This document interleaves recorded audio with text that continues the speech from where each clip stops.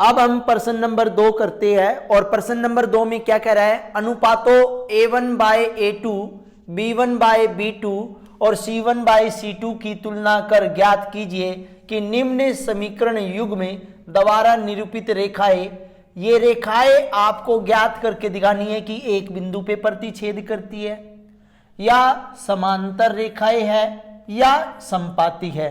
देखिए सबसे पहले हमें क्या पढ़ना है, हमें एक टेबल अच्छी तरह से आनी चाहिए।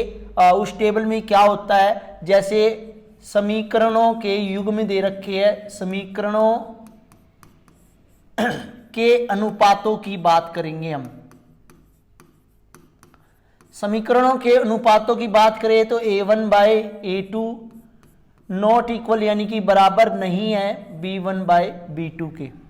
और इसी तरह जो दूसरा अनुपात है वो क्या है, A1/A2 इक्वल B1/B2 इक्वल है C1/C2 के। और इसी तरह एक तीसरा और अनुपात होता है A1/A2 इक्वल है B1/B2 के, इक्वल नहीं है C1/C2 के। देखिए यहां पे हम इसको ऐसे भी लिख सकते हैं C1/C2, लेकिन हमारी जो बुक है NCERT बुक है उसमें सिर्फ इतना ही दे रखा है। अब सबसे पहले हमें ग्राफीय निरूपण की बात करनी है। ग्राफीय निरूपण, ग्राफीय निरूपण में है क्या कि जब A1/A2 नॉट इक्वल B1/B2 आ जाए तो हमारा प्रतिच्छेदी रेखा आएगा। प्रतिच्छेदी रेखाएं, प्रतिच्छेदी रेखाएं आपको पता होगी, एक रेखा दूसरी रेखा को आपस में काटती है। इसी तरह A1/A2 equal B1/B2 equal C1/C2, ये होगी आपकी समपाती रेखाएं।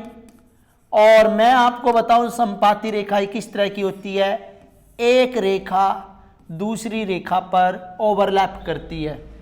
अब A1/A2 equal B1/B2 not equal C1/C2, तो ये आएगी आपकी समांतर रेखाएं।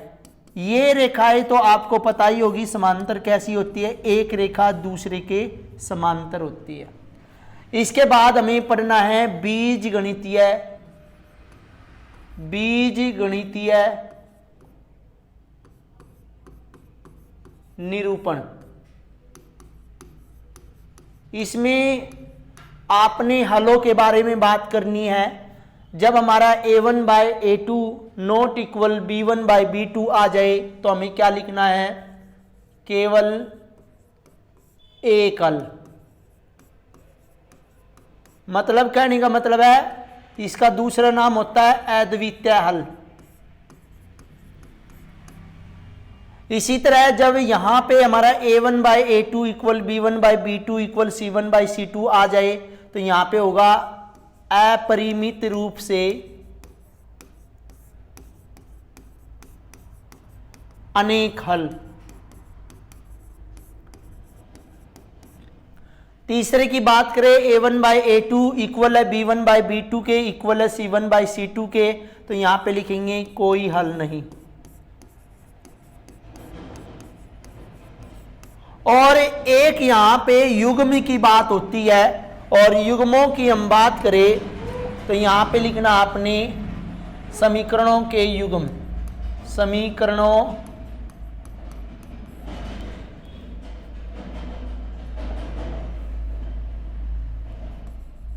के युग में। जब हम इसकी बात करेंगे तो हमारा A1/A2 नॉट इक्वल B1/B2 होता है, तो उसको हम बोलते हैं संगत युग्म। जब हम प्रश्न नंबर 4 और प्रश्न नंबर 3 करेंगे तब यही पढ़ना हमने। A1/A2 equal B1/B2 equal C1/C2 है, तो कौन सा युग्म होगा, ये भी आपका संगत युग्म होगा। लेकिन जब हम तीसरे की बात करेंगे A1/A2 equal B1/B2 not equal C1/C2, तो ये हमारा असंगत युग्म होगा। अब हम अपने प्रश्नों की बात करते हैं और प्रश्नों को कैसे हल करना है। देखिए, सबसे पहले हम पार्ट नंबर 1 को लेते हैं। पार्ट नंबर 1 क्या है? 5x माइनस 4y प्लस में 8 इक्वल 0। ठीक है भाई। इसके बाद समीकरण नंबर 2 की बात हम करेंगे। समीकरण नंबर 2 है 7x प्लस में 6y माइनस 9 बराबर 0। ये हमारा समीकरण नंबर 2 है। अब यहाँ पे आपको a1 की वैल्यू, अब मैंने आपको बताया था, क्या बताया था कि कोई भी समीकरण जो होता है वो इस तरह होता है आपका। ये हमारा रैखिक जो है ये हमारा समीकरण दे रखा है, यानी कि एक इसमें चर है और अचर है। तो जो चर है वो x है और y है, और x चर के आगे a होता है, y चर के आगे b होता है। तो यहाँ पे आपने ध्यान रखना इस बात का कि a1 की जो वैल्यू है वो आपकी 5 होगी, b1 की जो वैल्यू है वो -4 होगी, और c1 की वैल्यू जो है वो 8 होगी। a2 की वैल्यू जो है 7 होगी, b2 की वैल्यू जो है वो आपकी 6 होगी, और c2 की वैल्यू आपकी -9 होगी। अब हमें इसको a1 by a2, b1 by b2 equal c1 by c2 में रखना होगा, और हमें पता करना होगा कि किस तरह की रेखाएं हैं। अब हम बात करते हैं 5/7। a1 की वैल्यू 5 है, a2 की वैल्यू 7 है, b1 की वैल्यू हमारी -4 है, और b2 की वैल्यू 6 है, c1 की वैल्यू 8 है, और c2 की वैल्यू 9 है। तो यहाँ पे देखिए जो आपस में कट रहा है उसको काट सकते हैं। 5/7 बराबर -2/3 बराबर 8/9। लेकिन देखने पर ये बराबर नहीं है। देखिए ये इसके बराबर नहीं है और ये वाली इसके बराबर नहीं है। तो हमारा क्या आया? a1 बाय a2 क्या आया भाई? हमारा आया a1 by a2 not equal b1 by b2। तो अब हमें पता चल गया कि ये हमारा कौन सा हो सकता है। तो किस प्रकार की रेखाएं होगी? प्रतिच्छेदी रेखाएं होगी। क्या लिखेंगे हम यहाँ पे? प्रतिच्छेदी रेखाएं। अब हम बात करते हैं पार्ट नंबर 2 की, और पार्ट नंबर 2 में क्या है? देखिए पार्ट नंबर 2 में फर्स्ट पार्ट आपको अच्छी तरह समझ में आ गया होगा। अब हम पार्ट नंबर 2 की बात करते हैं। पार्ट नंबर 2 में क्या कह रहा है? वो कह रहा है 9x प्लस में 3y प्लस में 12 इक्वल 0, और यहाँ पे 18x प्लस 6y प्लस में 24 इक्वल 0। यहाँ पे a1 की वैल्यू 9 है, b1 की वैल्यू 3 है, और c1 की वैल्यू 12 है। इसी तरह a2 की वैल्यू 18 है, b2 की वैल्यू 6 है, और c2 की वैल्यू जो है वो है 24। अब यहाँ पे हम वैल्यू रखेंगे a1 by a2 equal b1 by b2 equal c1 by c2 में। तो 9/11 इक्वल है 3/6 इक्वल है 12/24। अब इसको काट दो 1/2, इसको काट दो 1/2, इसको काट दो 1/2। तो ये है 1/2 बराबर 1/2 बराबर 1/2। यहाँ पे आप देख रहे होंगे कि ये किस तरह की बन गई। तो हम यहाँ पे इसको लिखेंगे, ये हमारे आपस में बराबर है। तो क्या लिखेंगे? a1 बाय a2 इक्वल है b1 बाय b2 इक्वल है c1 बाय c2। तो हम इसको क्या बोल लेंगे? जब दोनों इक्वल होंगे तो हमारी रेखाएं कैसी होगी? समपाती रेखाएं होगी। समपाती रेखाएं मैं आपको पहले भी बता चुका हूं, एक रेखा दूसरी रेखा के ऊपर होगी। इस तरह हम पार्ट नंबर 3 करेंगे, और पार्ट नंबर 3 में क्या है भाई वो आपने ध्यान से देखना है। पार्ट नंबर जो 3 है वो क्या कह रहा है? सबसे पहले हम समीकरणों को लिखेंगे 6x माइनस 3y प्लस में 10 बराबर 0, और 2x माइनस y प्लस में 9 बराबर 0। अब यहाँ पे देखिए a1 की वैल्यू 6 है, b1 की वैल्यू -3 है, और C1 की वैल्यू 10 है। ऐसे ही A2 की वैल्यू 2 है, B2 की वैल्यू -1 है और C2 की वैल्यू 9 है। यहां पे A1 बाय A2 इक्वल है B1 बाय B2 के, इक्वल है C1 बाय C2 के। तो A1 की वैल्यू यहां पे कितनी है 6, A2 की वैल्यू कितनी है 2, B1 की वैल्यू -3 और B2 की वैल्यू -1 और C1 की वैल्यू 10 और C2 की वैल्यू 9। अब हम इनको सॉल्व करेंगे 3/1 और माइनस से माइनस कैंसिल हो गई, ये कटेगा नहीं, तो 3/1 इक्वल 10/9। अब यहां पे देखिए ये वाले इक्वल है लेकिन ये वाले इक्वल नहीं है, तो हमारा क्या बना, ये बना A1 बाय A2 इक्वल है B1 बाय B2 के, जो कि इक्वल नहीं है C1 बाय C2 के। तो अब यहां पे हम क्या लिखेंगे कि ये तो हमारी समांतर रेखाएं है। क्या है हमारी ये समांतर रेखाएं। इस तरह हमारा क्वेश्चन नंबर 2 कंप्लीट हुआ। अब हम चलते हैं प्रश्न नंबर 3 की तरफ। और प्रश्न नंबर 3 में क्या कह रहा है कि अनुपातों A1 by A2, B1 by B2, C1 by C2 की तुलना करके ज्ञात कीजिए कि निम्न रैखिक समीकरणों के युग्म संगत है या असंगत है।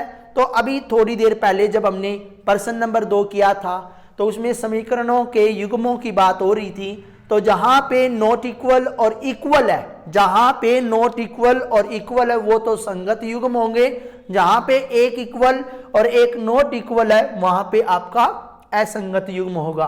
तो सिंपल सी बात है, यहाँ पे 5 पार्ट दे रखे आपको। पहला पार्ट हम करते हैं। पहले पार्ट में क्या कह रहा है, पहले पार्ट में कह रहा है 3x प्लस में 2y बराबर में 5। और दूसरा जो है, देखिए दूसरा जो समीकरण दे रखा है, ये दे रखा है 2x माइनस 3y बराबर में 7। ये हमारा समीकरण नंबर 1 है और ये हमारा समीकरण नंबर 2 है। लेकिन यहां पे एक बात ध्यान रखनी है कि इन समीकरणों को आपको किस फॉर्म में लिखना है, ax प्लस by प्लस में c इक्वल 0, यानी कि इसको हमने इक्वल के बराबर लेके चलना है। तो यहां पे क्या होगा 3x प्लस 2y और ये 5 इधर प्लस का है, इधर आने के बाद माइनस हो जाएगा। और ऐसे ही ये वाला समीकरण करेंगे 2x माइनस 3y, ये 7 इधर प्लस का तो इधर माइनस का हो जाएगा। तो यहां पे हम a1 की वैल्यू बताएंगे। समीकरण नंबर 1 में a1 की वैल्यू है वो है 3, b1 की वैल्यू जो है वो आपकी 2 और c1 की वैल्यू वो आपकी माइनस के 5। ऐसे ही a2 की वैल्यू जो है वो आपकी 2 है, b2 की वैल्यू माइनस के 3 है और c2 की वैल्यू जो है माइनस के 7 है। अब हमें क्या करना है, अब हमें करना है a1 बाय a2 इक्वल है b1 बाय b2 इक्वल है c1 बाय c2 की। ये हमें तुलना करनी है, ये सिर्फ तुलना करने का फॉर्मूला है। अब हम यहां पे वैल्यू रखेंगे 3 बाय में 2 इक्वल 2 बाय में, क्योंकि b1 की वैल्यू 2 है और b2 की वैल्यू माइनस के 3 है और c1 की वैल्यू माइनस के 5 है और c2 की वैल्यू माइनस के 7 है। अब आप ध्यान दीजिए कोई वैल्यू आपस में कट नहीं रही, तो हम क्या लिखेंगे 3 by 2 equal 2 by minus 3 equal, ये माइनस माइनस कैंसिल हो गया, 5/7 बचा। ये वाला इसके इक्वल नहीं, ये वाला इसके इक्वल नहीं है, तो हम क्या लिखेंगे, आपको पता चल गया होगा a1 by a2 not equal b1 by b2 not equal c1 by c2 है। तो हम इसको क्या लिखेंगे कि ये आपका संगत युग्म है। कैसा युग्म है भाई, संगत युग्म है। अब ये संगत युग्म है, इसके बाद हम प्रश्न नंबर 2 की तरफ चलते हैं। प्रश्न नंबर 2 में क्या कह रहा है, दूसरे पार्ट में आपको देख रहे होंगे, आप ये देख रहे होंगे कि स्टेटमेंट कैसी दे रखी है।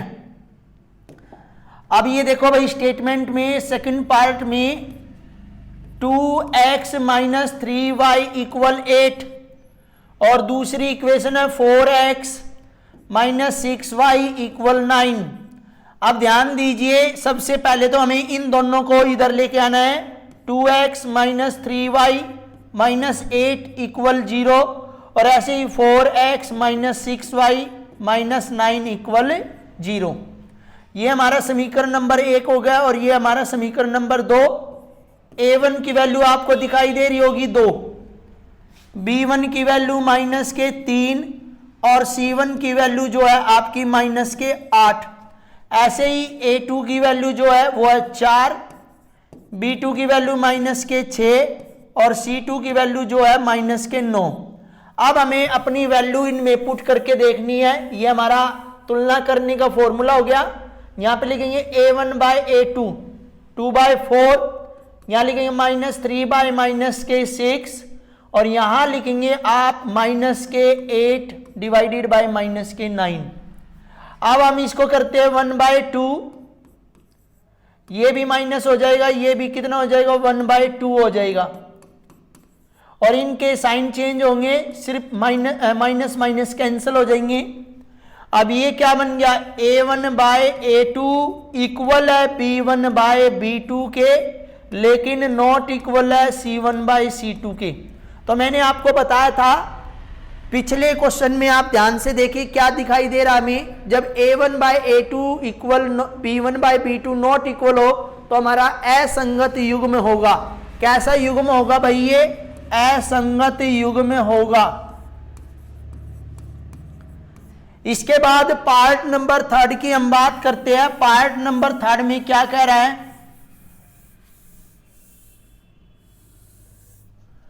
पार्ट नंबर जो 3 है वो कह रहा है 3/2x प्लस में 5/3y इक्वल में 7 है। तो सबसे पहले इसको ठीक करके लिखेंगे 3/2x प्लस में 5/3y माइनस के 7 इक्वल 0। ये हमारा हो गया समीकरण नंबर 1। और ऐसे ही जो दूसरा दे रखा है वो दे रखा है 9x माइनस 10y इक्वल 14। तो इसको भी ठीक करके लिखेंगे 9x माइनस 10y माइनस के 14 इक्वल 0।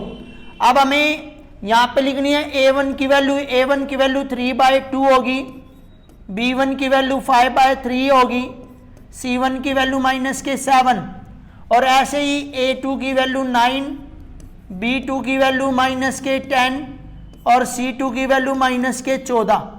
अब हम यहाँ पे इसे तुलना करने वाले फॉर्मूले में लिखेंगे 3/2, a2 की वैल्यू इसके गुणा में आ जाएगी 9 बराबर 5/3 गुणा में जो a2 की है माइनस के 10, और ऐसे ही हमारी c1 की वैल्यू माइनस 7 और माइनस के 14। अब देखिए 3/3 1 जा 3, 3 जा 9, यानी कि 3 एकम 3, 3 तिया 9, 5 एकम 5, 5 दूनी 10। तो ये होगा 1/6 बराबर 1/में -6 बराबर, ये कट गए भाई 7 एकम 7, 7 दूनी 14, 1/2 में। ये आपस में बराबर नहीं है। तो हमने अभी अभी जो पहला पार्ट किया था उसमें क्या था, जब तीनों बराबर नहीं होते, जब तीनों बराबर आपस में नहीं होते तो हम उनको लिखते हैं संगत युग्म, संगत युग्म। इसके बाद पार्ट नंबर 4 की तरफ चलते हैं। देखिए पार्ट नंबर 3 आपने ध्यान से देख लिया होगा कि जब बटे में संख्या आती भिन्न के रूप में आती है तो निचली संख्या के गुणा में हो जाती है a2। अब हमें पार्ट नंबर 4 की तरफ चलना है, और पार्ट नंबर 4 क्या कह रहा है, देखिए पार्ट नंबर 4 में सिंपली आपको इक्वेशन समीकरण दे रखा है, ये बराबर 11 है। तो इसको हम क्या करेंगे, पहले इस तरफ लेके आएंगे, ये माइनस के 11 इक्वल 0। ऐसे ही हम पांचवा करेंगे, सॉरी इसका सेकंड जो एग्जाम पार्ट है, माइनस के 10x प्लस में 6y बराबर माइनस के 22, माइनस के 22 है। तो हम क्या करेंगे, इसको भी ठीक करेंगे, माइनस 10x प्लस में 6y प्लस में 22 बराबर 0। तो ये हमारा समीकरण नंबर 2 हो गया। अब यहां पे लिखो a1 5 है B1 माइनस 3 है और C1 माइनस के 11 है। ऐसे ही A2 जो है माइनस के 10 है, B2 जो है वो 6 है और C2 जो है 22 है। अब हम यहाँ पे वैल्यू रखेंगे A1 बाय A2, ये हो गया 5 बटे में माइनस के 10 बराबर B1 माइनस के 3 बटे में 6 बराबर माइनस के 11 बटे में 22। अब यहाँ पे देखिए 5 एकम 5, 5 दूनी 10, 3 एकम 3, 3 दूनी 6, 11 एकम 11, 11 दूनी 22। ये माइनस 1 बटे 2 बराबर माइनस 1 बटे 2 बराबर माइनस 1 बटे 2। आप देख रहे होंगे तीनों ही बराबर है, तो A1 by A2, B1 by B2, C1 by C2 जो है ये आपका संगत युग्म होगा। कैसा युग्म होगा भाई? संगत। और संगत क्यों है? क्योंकि ये आपस में सभी बराबर है। इसके बाद आपको करना है पांचवा पार्ट। पांचवें पार्ट में क्या कह रहा है? वो ये कह रहा है 4/3 4/3 x प्लस में 2y माइनस 8 बराबर 0। और ये बन गया हमारा समीकरण एक, पहले से ही इस तरफ लेके आया हुआ है ये। और 2x प्लस में 3y माइनस ये बराबर में है 12, तो हम इसको ठीक करके लिखेंगे 3y माइनस के 12 बराबर 0। ये समीकरण नंबर 2। अब वैल्यू रखेंगे, A1 की वैल्यू है 4/3, B1 की वैल्यू है 2 और C1 की वैल्यू है माइनस 8 और A2 की वैल्यु है 2, B2 की वैल्यू है 3 और C2 की वैल्यू है माइनस के 12। अब हमें क्या करना है? A1 है 4/3 गुणा में A2 की वैल्यू है 2 बराबर B1 की वैल्यू है 2/3 बराबर माइनस के 8 बटे माइनस के 12। देखिए 2 से ये 4 2 पे कट गया, ये 2/3 ही रहेगा और ये 2 4 दूनी 8 और 4 3 12, तो ये हो गया 2/3 बराबर में 2/3 बराबर में 2/3। अब ये आपस में क्या हो गए भाई? बराबर हो गए। तो इसको बोलेंगे हम A1 by A2, B1 by B2 और C1 बाय C2। तो ये हमारा क्या हो गया? संगत युग्म। इस तरह हमारा प्रश्न नंबर 3 भी कंप्लीट हुआ।